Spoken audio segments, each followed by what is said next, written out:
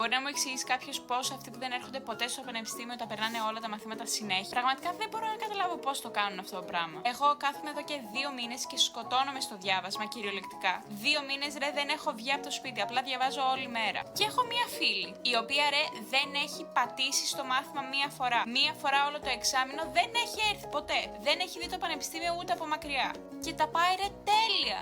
Κυριολεκτικά τέλεια. Δεν χρωστάει ούτε ένα μάθημα τα 2 χρόνια που σπουδάζουμε μαζί. Κάνει όλες τις εργασίες και τα πάει τέλεια. Οι καθηγητές δεν έχουν κανένα παράπονο, δεν τους νοιάζει καν που δεν έρχεται. Ρε, δεν ξέρει καν το όνομα των καθηγητών, δεν ξέρει καν πώς μοιάζουν. Φτάνει στην εξέταση και τους βλέπει πρώτη φορά τότε. Και έχει καλύτερο μέσο όρο από μένα. Εγώ σκοτώνομαι, ρε, διαβάζω όλη μέρα. Είμαι σίγουρη σε αυτή την εξεταστική θα τα περάσει όλα με την πρώτη. Θα πάρει σίγουρα πάνω από 7-8 σε όλα τα μαθήματα. Θα κάνει χαλαρή τις διακοπούλες της, δεν θα έχει θέμα, δεν θα έχει εξεταστική το Σεπτέμβριο. Οτιδήποτε.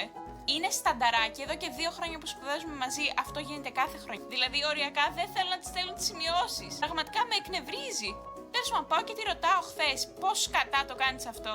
Πώς γίνεται εγώ να διαβάζω όλη μέρα και όλη νύχτα και εσύ να τα πας τέλεια, χωρίς να κάνεις τίποτα και χωρίς να έρχεσαι καν στο μάθημα. Και η τύψα μου είπε ότι το μόνο πράγμα που κάνει είναι να μπαίνει σε ένα δωρεάν site στο ίντερνετ, το οποίο είναι αυτό εδώ. Και να του λέει να της φτιάχνει quiz για τα μαθήματά της, κάρτες μνήμης, podcast και απλά παίρνει τις σημειώσεις που εγώ της έχω στείλει, τις βάζει όλες εκεί πέρα και του λέει κάνε μου πιο εύκολα μαθηματάκια, κάνε μου κάρτες μνήμης το ένα το άλλο και τα μαθαίνει έτσι τσακ μπαμ. Προφανώς και θα το δοκιμάσω κι εγώ, ειδικά από τη στιγμή που είναι δωρεάν.